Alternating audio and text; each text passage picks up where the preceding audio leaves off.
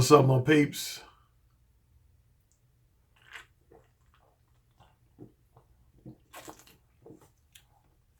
Wait.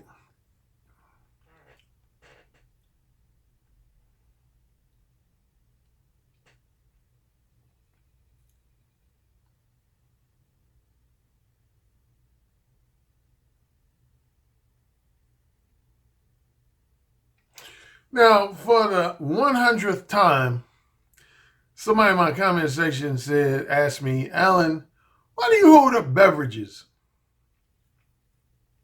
in your video podcast? Are you selling that particular brand of beverage? Actually, this is worth promoting. Zevia. Zevia is good, man. Like I said, I think I said just 2 or 3 videos ago, I would rank Zevia as the best sugar-free soda pop I've ever tasted in my life. It's the healthiest and best tasting sugar-free soda pop ever. Because see, most soda pops, sugar-free soda pops, either have a sweetener known as aspartame, which is very dangerous. Trust me, aspartame can like fuck up your health. I know from experience. Like, it used to give me headaches. Like, whenever I would drink a sugar-free soda pop that had aspartame in it, it would literally mess with, it would give me headaches. The second would be sucralose. Sucralose is probably the second most popular artificial sweetener. And I would say third is probably Splenda. I don't like either one of those 3, particularly aspartame, but I don't like Splenda. And I don't like sucralose. Stevia extract is the only, I was going to say artificial sweetener, but actually it's not considered artificial. It's actually considered a natural sweetener alternative to sugar. It's a natural sweetener. It's a natural alternative to sugar. So Zevia is worth promoting, but that's not the reason why. Oh, wait, I got to do one more.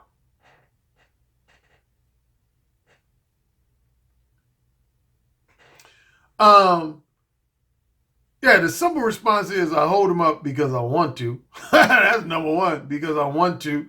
Number 2, it started with my first 2 to 3 videos I did.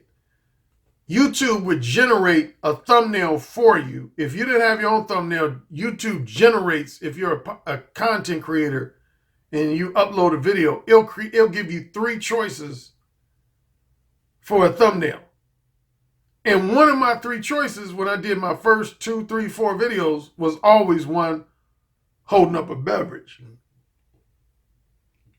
So I just decided to use that for all of my videos. So that's me answering that question for like the 113th time. I got a little bit of disappointing news for some of my listeners and viewers. More so if you're a man or a woman, because I do have female listeners and viewers, if you only listen to and watch my free videos, and in other words, you're not a Patreon subscriber of mine, then you're not going to like me during the month of May. Yes, the month of May, I am going on hiatus. I'm going on somewhat of a hiatus / mini vacation. And I got, on top of that, I got some upcoming one-on-one, face-to-face dating coaching sessions coming up. As you know, when it comes to helping guys out individually, I offer 3 types of coaching and consultation sessions for individual help. And from least expensive to most expensive would be email consultations. I offer email consultations. If you go to Direct Approach Dating, as one word, directapproachdating.com/coaching, you'll see all my coaching consultations. So my least expensive is email consultations. Then the next step up is Skype and or telephone consultations. I only do telephone with men who live in the United States. If you live outside the United States, I only do Skype. It could be Skype audio or Skype audio plus video. And then my most expensive is one-on-one face-to-face coaching sessions. That ranges anywhere from $1,000 to just under $3,000 for my one-on-one face-to-face coaching. And yeah, my busiest time of the year for one-on-one face-to-face coaching would be between roughly May and August. May and August, and then another period would be between December and roughly February, early March. I do a lot of one-on-one face-to-face coaching. And yeah, between the months of May and August, I actually have quite a few. Matter of fact, between October of 2016 and December of 2017, which is a period of roughly 15 months, that was the most one-on-one face-to-face coaching sessions I've ever done in my entire career as a dating coach. Yep, because I've been doing one-on-one face-to-face coaching sessions since 2010. That's when I started doing one-on-one face-to-face coaching sessions. But yeah, that period between October 2016 and December 2017 is the highest number I've done in my entire career. And I already did some earlier this year. I did some in San Francisco and Los Angeles in early March. So yeah, but next month I'm doing some, including in Miami. I'll be in Miami Memorial Day weekend doing some one-on-one coaching.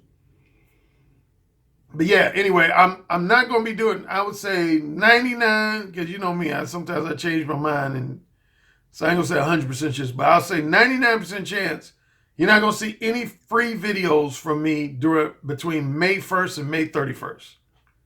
Between May 1st and May 31st. Same with Negro Manosphere articles. I already told O'Shea Duke Jackson, I won't, for the second time since I've been a columnist on the Negro Manosphere, I will not be doing any articles for the entire month of May.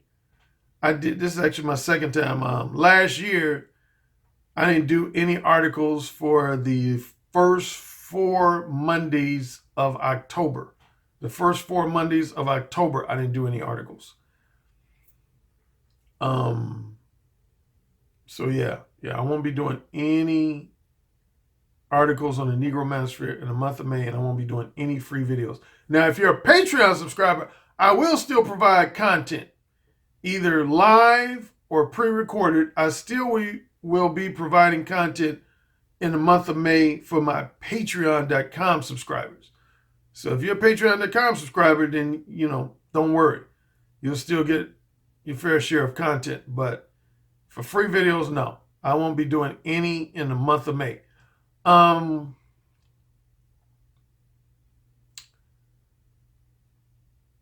Anything else I want to make as far as an announcement? I can't think of anything. Okay, this video won't be too long, but then again, I say that probably 90% of the time, don't I? I just wanted to do a quick follow-up to my last video. Excuse me.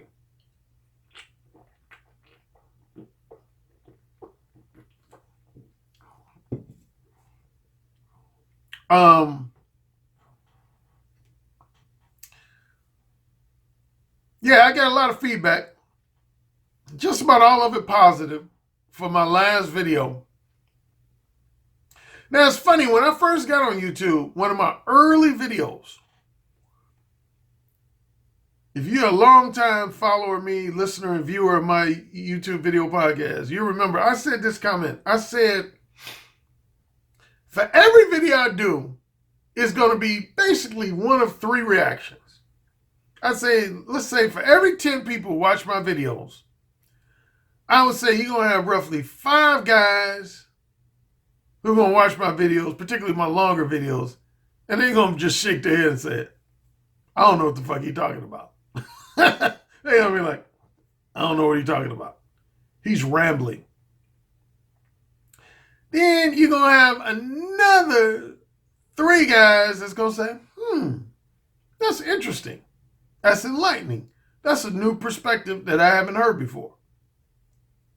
And then you have at least 2 guys out of the 10 guys that are going to say, damn, that's the final piece of the puzzle I've been looking for. Now everything else makes sense. All of the things I've experienced in my life now make sense because of the way Alan Roger Currie just broke some shit down. I had quite a few of those reactions to my last video. That last category, I had quite a few of those based on email messages I received and Facebook inbox messages. I had quite a few guys who had that kind of like, oh, I get it now. I get why this woman acted like this with me, but with that other guy, she acted a different way. Yeah, man. Without rehashing everything I said in the last video, in simple terms, man, men, we have our categories, and women have their categories. And that's the number one thing that's going to dictate how women behave towards you. And if you're being honest with yourself, that's the number one thing that dictates how you behave towards women. Is what category you have them in. Women don't look at all men the same. I know a lot of men want women to look at them all the same, but they don't. Now, I got one or two questions, and I got at least one or two challenges as well. Okay, like, I've heard this a million times. Guys say, Ellen, why does everybody and their mama talk about this whole alpha male versus beta male? Man, I'm so tired of, why do the categories have to be alpha male versus beta male? Why do I always have to hear that, man? How come men can't just be men?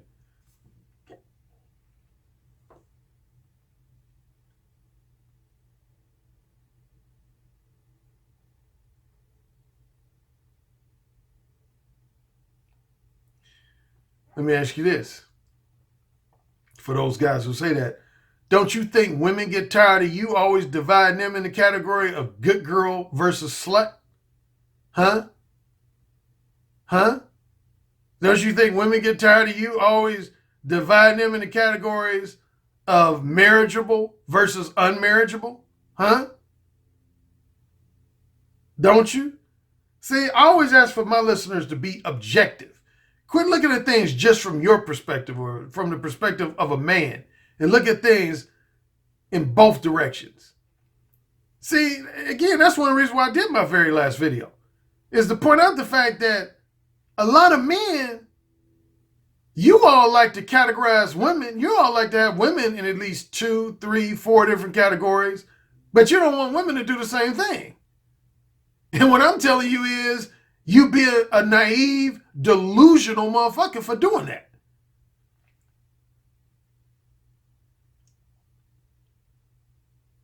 You know, a lot of men want to put, again, probably the most notable delineation men want to put women in is the delineation between a marriageable good girl or an unmarriageable slut.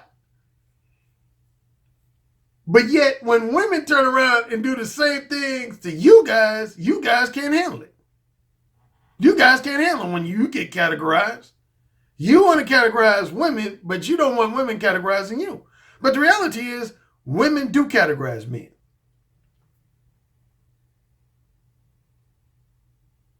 They do. Another guy wrote me and asked me, he said, well, this wasn't so much a challenge, just a question. He said, Alan, different guys I listen to seem to describe alpha male versus beta male differently on different criteria. For example, some guys say it's your looks as the primary thing that makes you alpha. Or some guys say it's your career success and your financial success that determines how alpha you are. What is your criteria for what differentiates alpha from beta?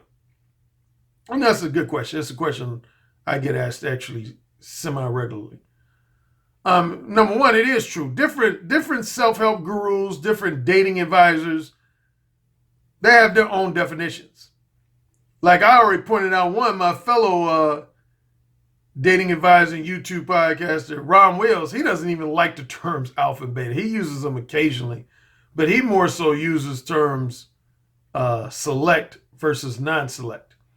And I've heard different other guys use different delineations such as bad boys versus nice guys, gentlemen versus jerks, and that type of thing. Here would be there's a few characters. I don't know if I could just limit it to just one or two, but if I had to make an attempt to narrow down to just two factors and two factors only, it would be these two. Of what causes me to differentiate between who's an alpha male and who's a beta male. Number one would be your degree of backbone. Your degree of backbone. That would be criteria factor number one, is your degree of backbone. And what I mean by backbone is how you allow people to behave towards you, or how you don't allow people to behave towards you. For example, if you're a person who if you're a man who regularly allows women to exhibit behavior that's disrespectful, spoiled, just undesirable in general, that means you have weak backbone.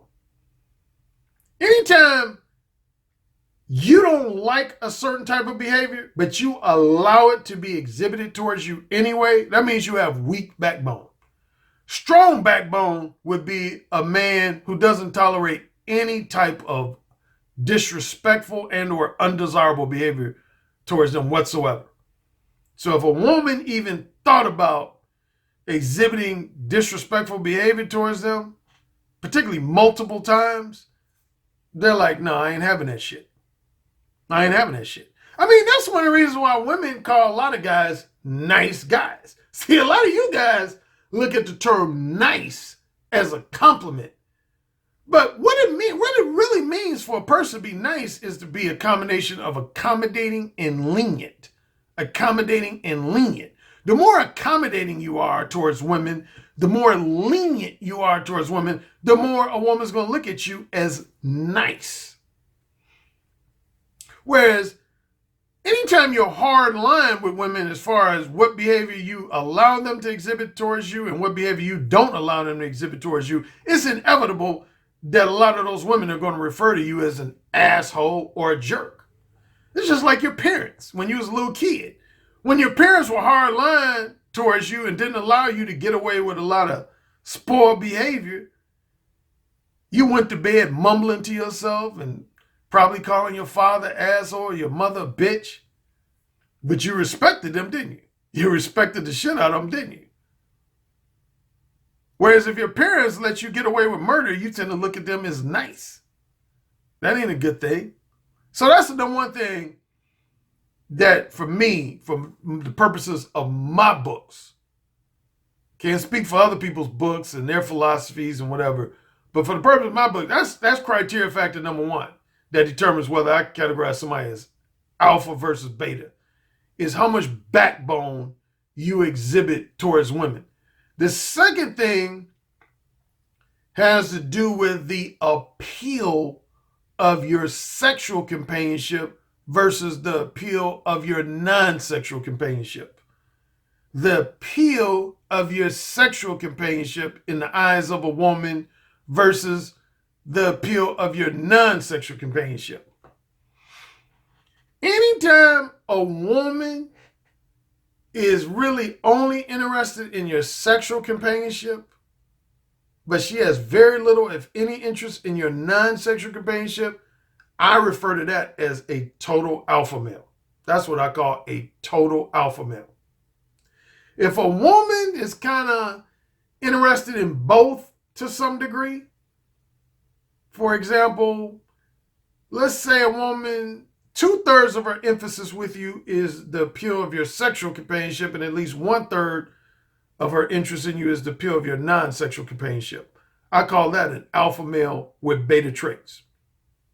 On the flip side, if say 2/3 of a woman's emphasis with you is because of the appeal of your non-sexual companionship, and no more than 1/3 of the emphasis of a woman is interested in your sexual companionship, I call that a beta male with alpha traits. And a total beta male is when a woman is just exclusively interested in just your non-sexual companionship, if that. if that. Like in some cases, as I've pointed out a number of times, when you're a total beta male, sometimes women don't have an interest in either one. They don't have an interest in either your sexual or your non-sexual companionship. But at minimum, when you're a total beta male, women just exclusively have an interest in your non-sexual companionship. So that's the second most important factor for me and the purposes of my books that determine whether or not I put you in the category of alpha versus beta, and even more specific, one of those 4 categories that I have described in my books is backbone and the appeal of your sexual companionship versus the appeal of your non-sexual companionship. I mean, like some, for guys who say, well, I think alpha male and beta male is just strictly an issue of looks. I did an article, matter of fact, today to do with looks. Negro Manosphere article. I'll put it in the comments section. But again, going back to my analogy using the categories that men have for women, that's not true. I mean, think about the category that we have for women, such as good girl versus kinky freak / slut. Are all good girls super duper attractive? No. There's some women we meet that are really attractive that we might look at as the innocent, wholesome, good girl type. But then there's other women that might be average looking or less than average looking that we still look at them as the good girl type. Same with women who are kinky freaks and sluts. There's some women who are 8s, 9s, and 10s that a lot of men look at as kinky freaks and sluts, such as porno stars. Then there's other women who are average looking or less than average women, less than average looking, that men still look at as kinky freaks and sluts. So it ain't solely about looks. It ain't solely about looks. And the same with women. Same with women. Now again, looks play, I would say looks are at least a contributing factor to whether or not a lot of women look at you as alpha versus beta. But I wouldn't say that's the sole and specific factor. I would never say that. But it's definitely a major contributing factor. What else? I had one guy ask me, I made the comment in my very last video, I said that when you're a total alpha male, women will love you as a fuck buddy, but 99% of the time, they're not going to want to date you. They're not going to want to have you as a long-term boyfriend or their future husband. And I had about 3 guys ask me this. They said, okay, like one guy said, Alan, I'm confused. I could have swore in a previous video you said women don't care if a man is promiscuous, that only men care about women's being promiscuous. But now it seems like you contradicted yourself. Now it seems like you're saying women do care. I'm confused. Which is it? Now, even though I appreciate your question, I still got to give you at least a semi-dog face. So, dog face here.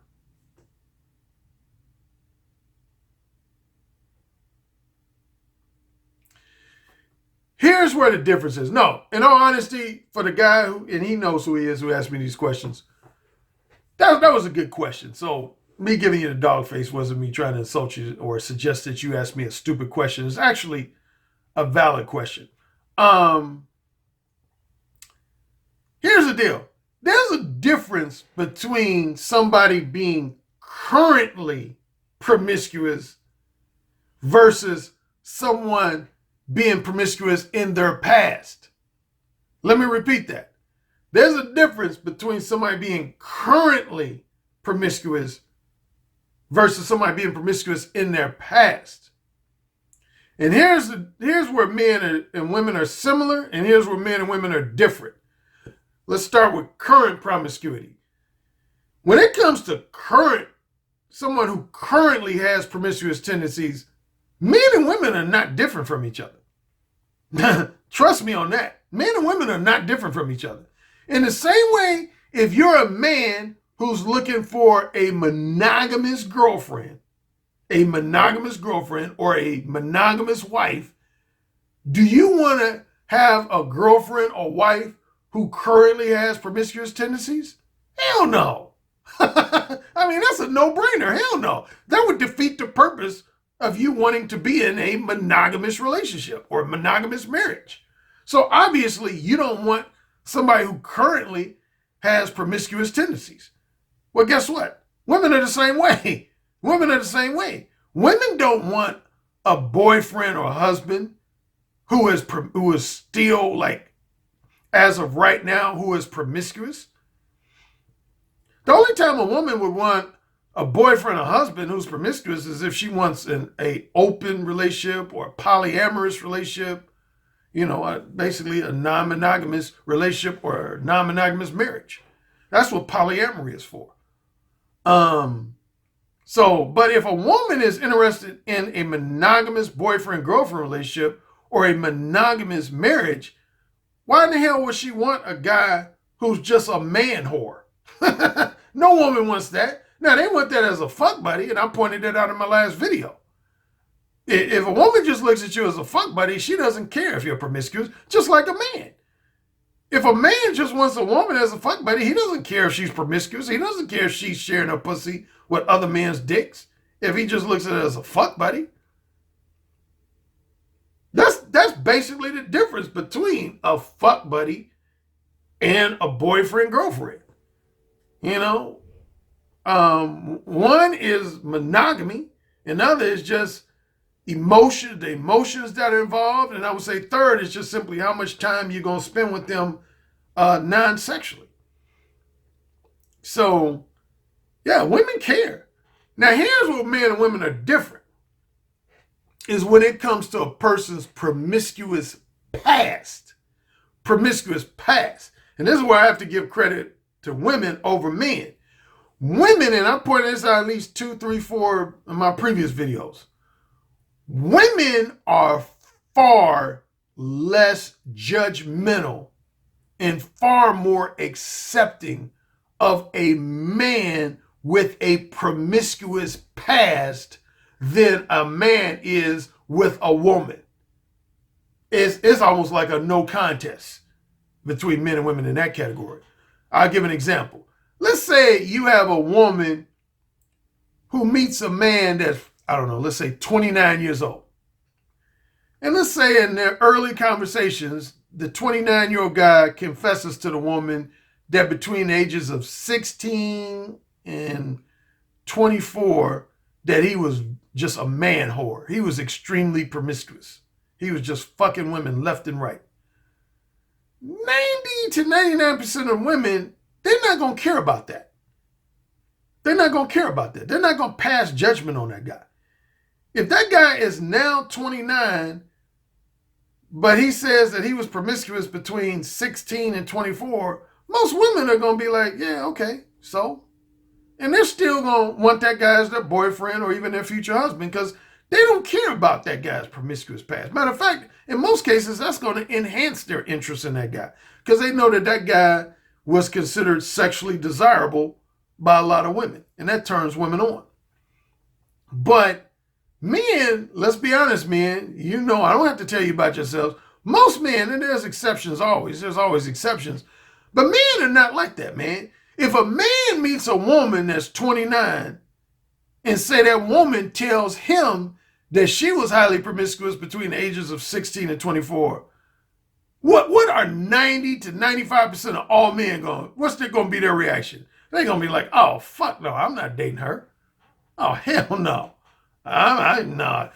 You're automatically excluded from girlfriend material or future wife material. Now, you don't have too many dicks in your pussy, which is why most women are not honest with men about their sexual past. Duh. That's why, because one of the things I always hear men criticize women for is lying about their sexual past or trying to hide their sexual past from men. And I don't think any woman should lie about their sexual past or try to hide it. But in their partial defense, look how judgmental most men are, man. Men are 10 times more judgmental on a woman's sexual past than most women are on a man's sexual past. I mean, again, that's almost like a no contest. That's a no-brainer, man. Men don't want to date women. Again, there's always going to be a handful of exceptions. So I've met some men who don't care. Like, I got a close friend, for example. I'll highlight one exception. I got a close friend I've known for years. He's married. He's currently married to a woman that when he started dating her, he said she admitted to him that she used to be a big-time hoe, a big-time slut. She was open. I give her points for honesty. She openly told him that she used to be a slut. And he was very cool with it. Matter of fact, it almost surprised me at the time we were talking. This was years ago when he first told me about this. But I was surprised, man. But you know what his, you know, some guys, man, I think I've talked about this, man. One of his slogans was, man, you just got to let a hoe be a hoe. Or another way of putting it, man, women deserve to sow their wild oats too. If men want to sow their wild oats before settling down with just one woman, why shouldn't women be allowed to sow their wild oats before settling down with one man? But see, realistically, men, as you know, men suffer from the Madonna horror complex. Men don't want to be in a serious relationship or a marriage with a woman that, I don't care if that woman was only promiscuous for, say, 2 years, 3 years, 4 years, 5 years. Once men know that, again, 90 to 95% of men, they automatically scratch her off the list for a potential girlfriend or a future wife because they don't like knowing it. I mean, dude, can you imagine if every woman who's had more than 3 dicks in her pussy was never to get married? Shit, hardly any women would be married. I mean, dude, I can name a lot of women that used to be my fuck buddies that are now happily married with a great husband and kids. Imagine if their husbands would say, oh, wait, you sucked Alan Roger Currie's dick and you swallowed his cum? Oh, hell no. You can't be my girlfriend. You can't be my wife. Fuck that. Fuck that. I don't even like that guy, Alan Roger Currie. That old egotistical, narcissistic motherfucker. Hell no. Man, please. Please. I done had one-night stands, weekend flings, and other variations of casual sex with many women who are now married. Well, as you know, I had casual sex with women who were married at the time I was having casual sex with. But that's another story. But, yeah, man, so again, to recap, when it comes to someone who's currently promiscuous, men and women are the same. Women frown on a man being currently promiscuous in the same way a man frowns on a woman being currently promiscuous. That's why I said the weakness in being a total alpha male is that you will attract a lot of women who are interested in who see you as a fuck buddy. But when it comes to women who you want to look at you as long-term boyfriend material or future husband material, that's where total alpha males tend to strike out. Because no woman's going to look at a total alpha male as boyfriend or husband material. That's when you're better off being in the... If you want to attract roughly an equal amount of both, women who look at you as both a fuck buddy type and boyfriend and husband material, the best archetype to be in of the 4 archetypes I have in my book is the alpha male with beta traits. The alpha male with beta traits. That's the guy who can float between both categories with relative ease. Now, the thing about alpha males with beta traits, though, they tend a lot of times to be very adulterous, very unfaithful, very duplicitous. They're not as upfront and straightforwardly honest like a total alpha male is. And that's where I take points away from a lot of guys who are alpha male with beta traits. And I'll point that out in my book, The Beta Male Revolution. You know, that's one of my harshest criticisms of guys in that archetype is I ain't going to say all guys in that category are like that, but a good number of them. They're very deceitful. They're very adulterous and unfaithful. And they're very sexually duplicitous. So anyway, I'm going to wrap it up there. Again, I won't be doing any free videos in the month of May. If I do one more free video, it might be a week from today, which would be April 30th. I might do one more free video a week from today. But after that, you won't see me doing a free video until probably June 1st, June 2nd, or June 3rd. So for the month of May, I'm doing nothing but Patreon exclusive videos. All right. Enjoy the rest of your week. And for my comic book nerds out there, you know what week this is? Infinity Wars, baby. Infinity Wars. I'm going to be right up in there on Thursday night. Can't wait to see it. All right. Later. Yes, sir. Say it again. Yes, sir. Who's the king? Alan, you're the king. Say it again. Alan, you're the king. You're dominating me. Say it again. Alan, you're dominating me right now. Mode 1. Mode 1. Daddy, can I go, please? You're the king. Say it again. Oh, you're the fucking king. Yes. Yes. Yes.